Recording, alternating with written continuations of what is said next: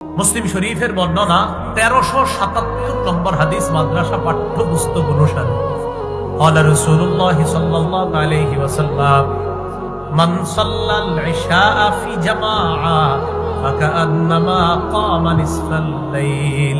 নবীজি বলেন, কেউ যদি এশার নামাজ জামাতে পড়ে, আজকে এশার নামাজ যারা যারা জামাতে পড়েছেন আপনারা, নবীজি বলেন এশার নামাজ জামাতে বইরা ঘুমায়া গেছে, বাস ঘুমায়া গেলেও আমার ওই উম্মতকে অর্ধেক রাত দাঁড়িয়ে দাঁড়িয়ে ইবাদত করলে যে সওয়াব, আমার উম্মত এশা জামাতে পড়ে ঘুমিয়ে যাওয়ার কারণে দাঁড়িয়ে দাঁড়িয়ে ইবাদত করলে অর্ধেক রাতের ইবাদতে যে সওয়াব পাওয়া যাবে, এই অর্ধ রাত ইবাদতের সওয়াব আল্লাহ তাকে দিয়ে দিবেন। আপনি তো ঘুমায় রয়েছেন, এখন আপনি ঘুম থেকে উঠে কোন নামাজ?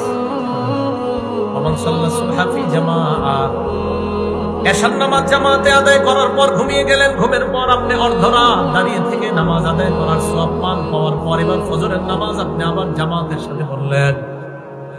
নবীজি বলেন, ফজরের নামাজ তুমি জামাতের সাথে পড়লা, ফাকাআন্নামা সাল্লা সুবহা ফাকাআন্নামা সাল্লাল লাইলা কুল্লাহ। আমার উম্মত যদি ফজরের নামাজ জামাতের সাথে আদায় করে, কেমন যেন সারা রাত নামাজ আদায় করলো, এই সওয়াব আল্লাহ তাকে দিয়ে দেয়। এশার নামাজ জামাতে পড়ে ঘুমিয়ে গেলেন, অর্ধেক রাত ইবাদতের সওয়াব। ফজরের নামাজ উইঠা জামাতের সাথে পড়লেন, দেখেন তাকায়া, এ হলো এশা জামাতে পড়লেন, এ হলো ফজর জামাতে পড়লেন। মাঝের সময়টা আপনি ঘুমিয়েছিলেন, নবী বলেন এশা জামাতে পড়লা, অর্ধেক রাত ইবাদতের সওয়াব। উইঠা ফজর জামাতে পড়লা, সারা রাত নামাজ পড়ার সওয়াব।